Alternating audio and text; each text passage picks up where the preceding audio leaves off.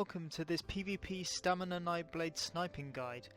In this build video I'll just go over the main things like skills, attributes and CP, just so you can get an idea for the build, and then you can have a little bit of fun with it yourself and see how you enjoy sniping in PvP. Just to note that this build is quite cheesy, however it has a lot of versatility due to the fact I'm a vampire, so you can actually play this build relatively well in PvP without dying too much. It's not like just a one-shot build where you're going to kill the player and that's the end of it, then the raid goes on you and you die. It's very specifically designed so you can get away from fights as well as do the one-shots that you really hope to get in this build. Now without further ado, let's take a look at the skills on the bar. As you can see, I use Volcanic Rune. This is a brilliant ability just to buff the Empower bonus, as well as placing it on the floor can really knock some enemies and catch them off guard. And when you knock them up in the air, you can also get the chance to do a Wrecking Blow or a Snipe on them, some nice easy damage where they can't dodge roll it or avoid it in any manner. In the future I might keep this ability on my bar, but with the next update with the Empower buff also being granted from Inner Light and Radiant Mage Light, I might be choosing to opt for those instead so I can remain in stealth when casting. On the main bar I have Retreating Maneuvers. This is just a quick getaway ability, buff it there, switch to the off bar which is my getaway and support bar, and then just begin to run away from the target if your snipe has failed, or if you would like to get out of the fact that 5 enemies have focused you after you've killed one of their friends with an instant kill. I then of course have the main staple of the build, the focused aim, the snipe as it were.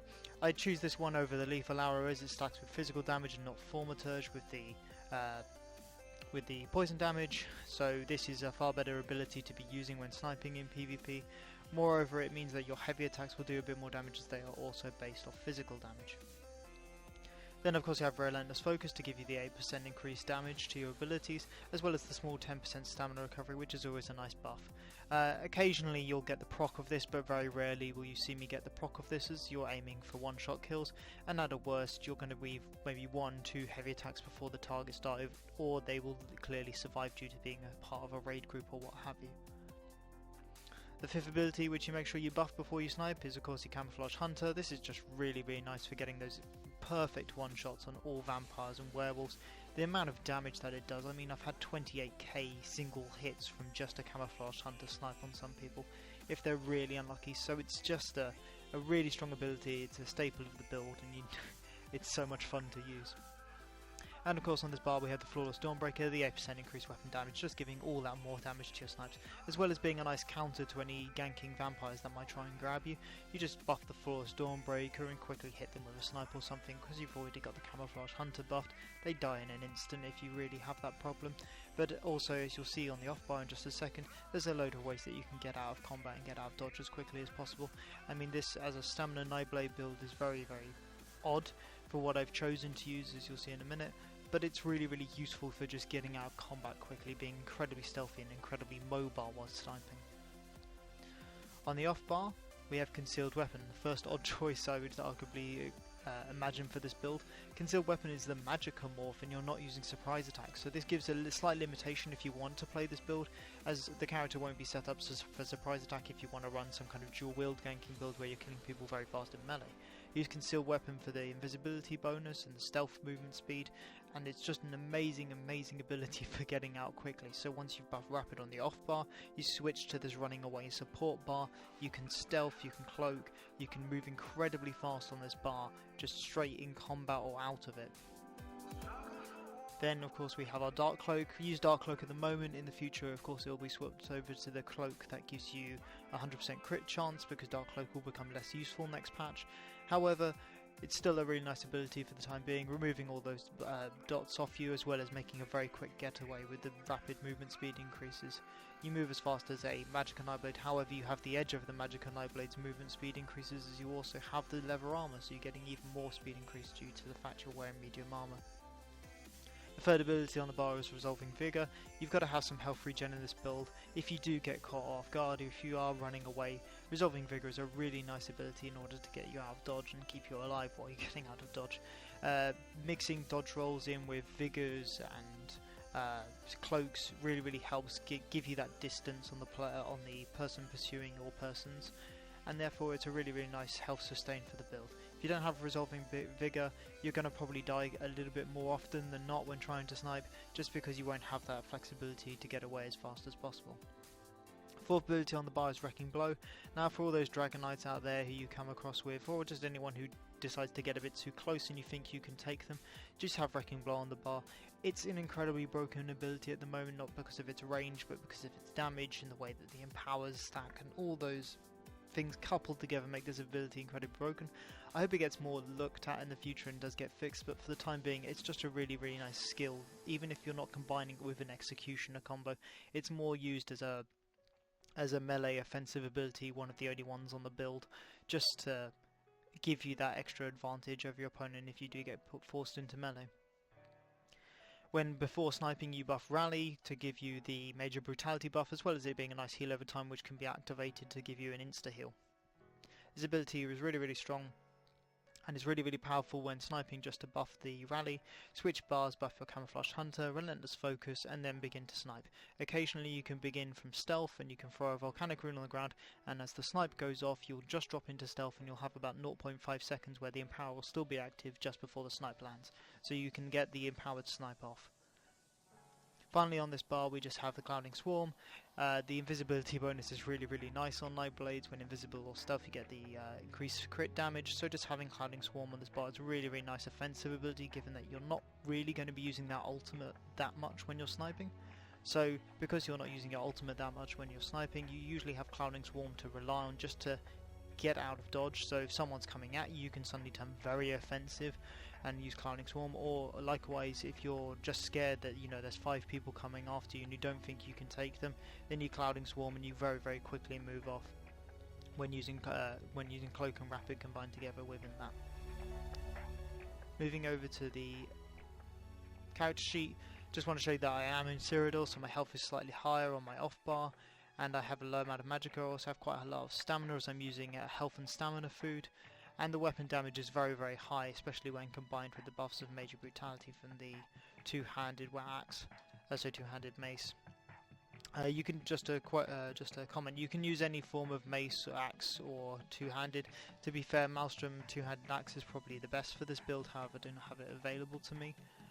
Just a quick comment about that. And then you can use your vampirism. You need to have vampire on the build. It really helps when movement speed increases. It's just a nice thing to have, and it gives the Nightblade a nice flexible, maneuverable ultimate in the form of Bat Swarm. Not to forget that we also use the Shadow to get more crit bonus. I know people are stacking Impen, but the Shadow is a really nice way to kill people who aren't stacking Impen, or it's a really nice counter for those who are stacking Impen, as you can sort of begin to negate the amount of damage that you're losing because of their Impen. Just going very quickly onto the armor. As you can see, we use one piece Molai Kenna for the weapon damage bonus. All these pieces of armor are enchanted with stamina. We use Bloodspawn's Omscots, also medium, for that little bit of bonus to stamina recovery, as well as 5-piece Hunting's Rage, with the chest being heavy and the belt being light, all with infused and divines respectively. And this is just to make sure that you get your undaunted passives, as well as just getting that nice little bonus to your stamina pool and your shadow damage due to the divines stacking for small pieces. On the jewelry, of course, you have 3 pieces of agility. I often prefer these 2 enchanted with weapon damage and 1 with stamina recovery, as I'm a Bosma. However, you can have 2 enchanted with stamina recovery and 1 with weapon damage if you're a Red Guard or a Imperial, for example. I use the Maelstrom's Bow, which gives me a nice little boost to weapon damage. Sharpened is the preferred trait over Precise for this build, due to the fact that people are often stacking a lot more armor, and you don't really want to crit all that much in case you get negated by the impens that much. Crit is really nice for the build, don't get me wrong, but you would prefer that the Sharpened trait is applied than to the increased crit, because you just want that one-shot damage as opposed to an increased damage over time, which you would gain with crit stacking. And then on the off bar, it can be, as I said, any weapon, a two-handed weapon. I use the Maelstrom Maul. I have it Precise, which is nice for the healing and getaway, which comes with when you need to go on the off bar. I mean, you can use any form of trait on this, but Precise is the best, arguably, because this is the bar you're going to be getting away, healing, running away, etc. Now to just take a look at the champion points. As you can see in the blue trees, we have nothing in the Atronach, so no heavy attack increased damage. However, if you do need that snipe after the snipe follow up with a charged heavy attack, so what you do is you snipe, you charge the heavy attack and release the heavy attack just before the snipe connects, so the two sync together. That's brilliant for taking out any targets below about 25k health if they're not a vampire. And as you can see in the ritual, I go 100 into mighty to boost that physical damage as much as possible. I go 33 into piercing just to get that nice little bit of armor pen, as people are often stacking quite a bit of armor nowadays to counter the steel tornado users. And I also go to 34 into precise strikes just to boost that crit damage a little bit more when you need it. Of course, this gives you the nice passive of the 12% crit rating, as well as the increased ultimate regen at low health, which can be really nice when stacked with the vampire passives, and that's if you do get caught off guard and you are in a difficult situation in close combat. Moving across to the red tree, I have 100 into the lady just to get the boost from Enchained.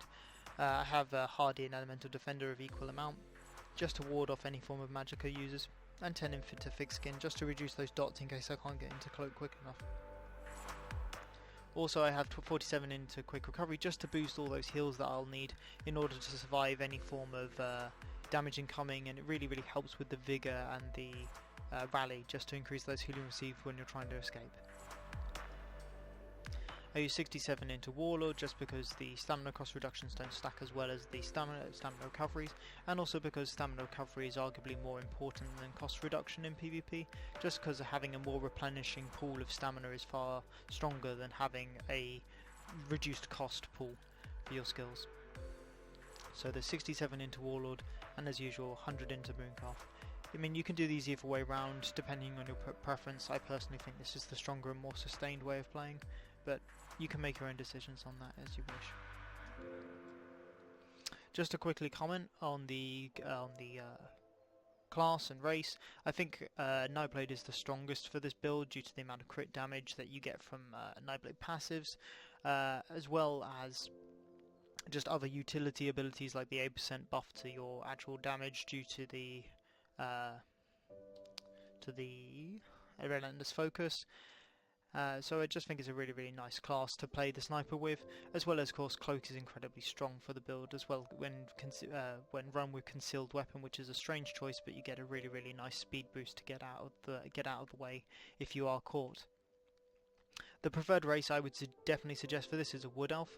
The increased 10% damage from stealth that's provided by the Wood Elf passives is just really strong as well. When coupled with the 21% stamina regen, it means that you're not actually worried too much about stacking stamina regen in this build, allowing you to stack more of weapon damage on your jewelry, etc. Other good choices for races would be Red Guards and also Imperials. Possibly in the future you could consider a Khajiit, however that would be significantly weaker than the other two previously mentioned. And that's it. Thank you very much for watching. I hope this guide's been informative and helpful, and I'll see you in the next one.